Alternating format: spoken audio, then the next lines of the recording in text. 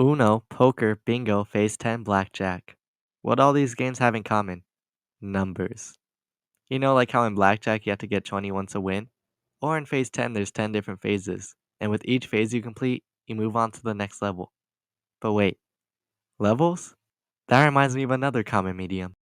Wizard 101, that one Mario Kart game on New Super Mario Bros. DS, and the Pokemon trading card game. Now, those are all card games too, but the difference with these is that they're also video games. Now, why do I bring this up? Honestly, cards are just a rectangle with some numbers or designs scribbled on them. Uno even has cards where you're supposed to do the creative work for them. But when you put all the ideas together, you get inscription.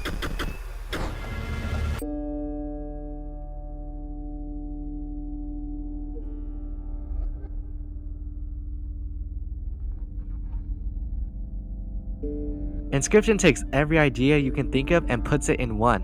Power, health, sigils, costs, 2 different cost types at that. Rare cards, talking cards, beautiful artwork on the cards. But where Inscription really differs from card games is it doesn't only have ideas from card games. Horror, indie, strategy, puzzle, adventure, roguelike elements.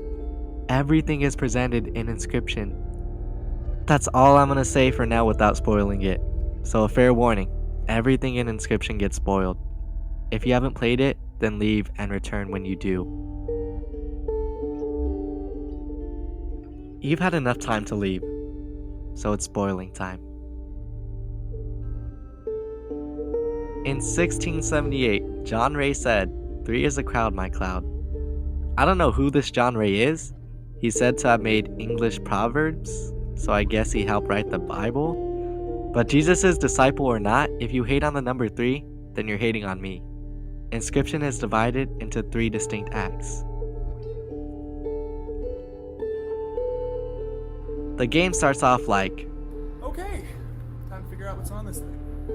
with a little boot up sound, which you might have forgotten happens. Inscription does this pretty often, these details that remind you that you're not only playing a game, but the game is playing you. This first occurrence though, is small and subtle, because it doesn't want to distract the player too much. It's like baby food, you give the player a spoonful at a time before you move on to a bowl. After this little occurrence, you see the game title and the selection screen. New game is blanked out. You can only continue the game. I haven't played this game before. You think to yourself, but you can't progress without clicking continue. So you decide to do your only option.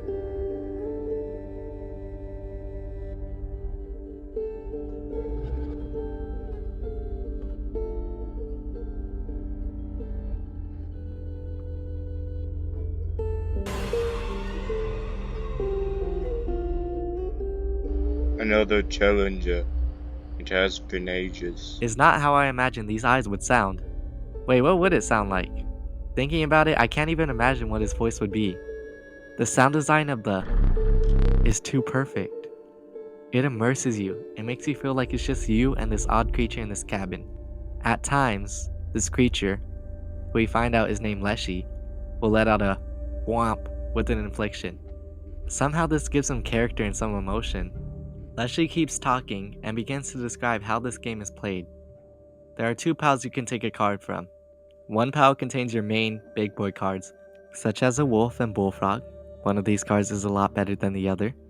And the other pile is filled with squirrels, a card that's primarily used for sacrifices. Sacrifices being the central idea of the gameplay. Daniel Mullins, the creator of Inscription, had entered a game into Let 'em Dare. Trust me, this will connect back to sacrifices in a bit. Anyways, Let 'em Dare is an event where the theme is given, and from that theme you have a weekend to make a game.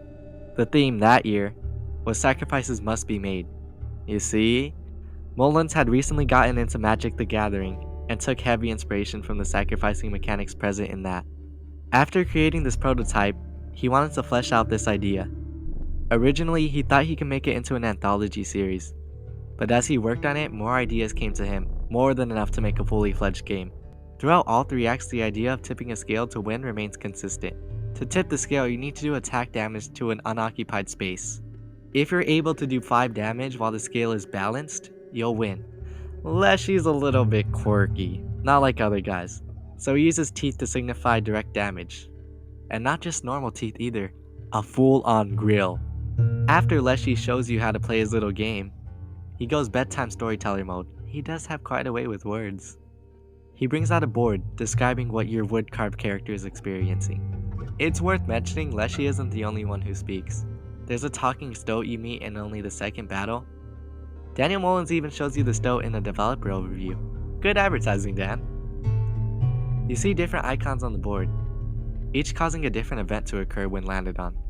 When I played, it took me a good 4 hours before I memorized each of these icons. Eventually, you'll get the hang of it. Your wood character progresses. At some point, you'll make it to the first boss, the Prospector. You'll probably die though, because this man is stupid. He literally turns your cards into gold. Good boss design though. After you beat him, you progress, and a new board will be rolled out. The Wetlands. You essentially repeat the gameplay. No complaints though, because do you know how stimulating it is to play cards on Inscryption? It's as stressful as Uno, which is not an easy task. You keep going on this board, and finally make it to the second boss, the Angler. We went from a prospector to a fisher. What's next? A gardener? The Angler is a fun boss with a fishing hook. I like the fishing hook. You make it to the second to last board after defeating him, the Snowy board. Rinse and repeat until the third boss. You now face the Trapper and the Poutman. 2-in-1 combo. Betrayal never comes from your enemies. I was looking forward to the Gardener boss, but this works too. Well, after beating both of them, you go to the intermission board. You're about to see the big man himself. Purple fills your vision. You go through some trials, which, if succeeded, will give you some boost to help you with the upcoming boss fights. You enter the cabin. It's time to see Leshy. Okay, maybe we should put a bag over that face. Possibly hit the gym. But you don't have time to dwell on his looks. He turns the lights back off, and you enter this boss fight. An extra candle, he says. You frickin' cheater. Now he has Inscryption's favorite number, 3. This is intense though. He brings back all the previous boss elements. You win the tip for the first phase, and he starts sending in your death cards. He pulls a "you are your own worst enemy." You're a genius, Leshy, but not good enough. You beat your death cards. Leshy knows he needs to do something big to win. So what does he do? He takes the moon and makes it into a card. In just 3 seconds, bro accomplished what Vector tried to do for a whole movie. Leshy, I love you, man. Unfortunately, even with all my love, Leshy won't be winning this time. The moon card dies. Leshy succumbs to defeat. Darkness. I think I just beat him. I think I just beat him. That's what I was gonna say. Aww. Leshy even made me a cake. Hey there, card gamers. This is the part where Inscryption gets really crazy. We get to see the man behind the voice we've heard throughout the game, and we're able to pick from a selection of videos. He looks like your average white guy. What does this all mean? Well, turns out this guy, also known as Luke Carter, also known as the Lucky Carter, stumbled upon 4 packs of Inscryption. In this world, Inscryption was a card pack, sort of like Pokemon cards. In the second pack he opens, a card has a set of coordinates. Luke realizes the coordinates are close to him, so he goes to the location. He digs up a red floppy disk, which contains the Inscryption Luke is playing, but we're actually playing. If that was confusing, what I mean is we, the player, are playing as Luke, who is playing Inscryption to become a famous YouTuber. What's crazier is that Inscryption goes ARG, with real people receiving Inscryption copies. If you happen to enter your name and address on Inscryption's website, you had a chance of receiving an actual floppy disk mailed to you. A user by the name of Awawa streamed the whole unboxing. These disks contain text files, which help solve everything related to Casey. Who's Casey? That's a topic for later. Well, after you're done admiring the videos and work that went into this game, you can exit back into it.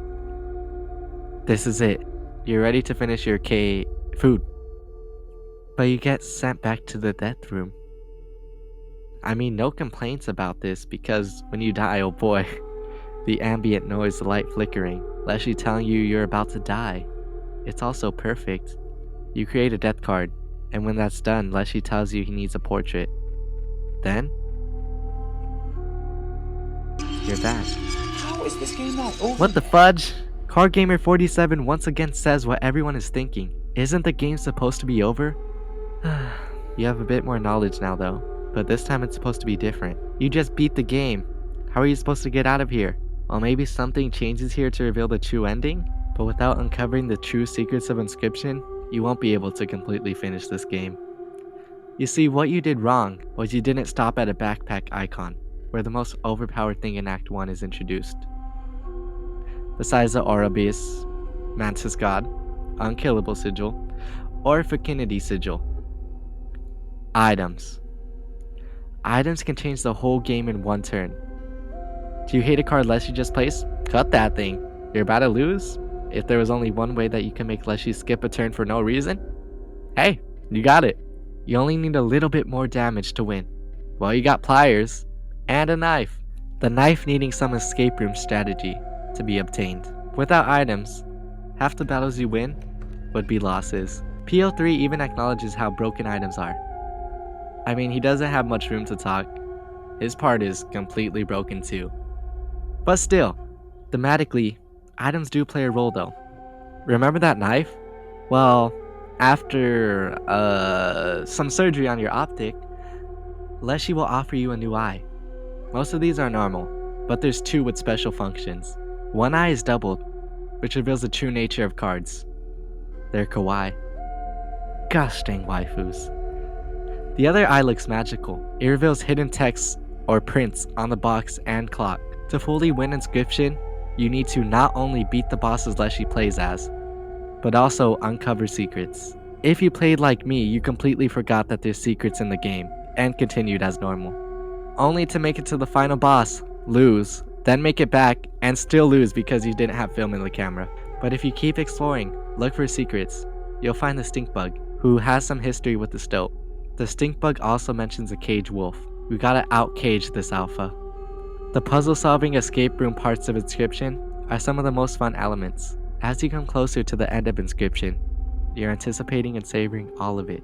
After you release a cage wolf, who is coincidentally missing an eye as well, he quickly gives you a roll of film.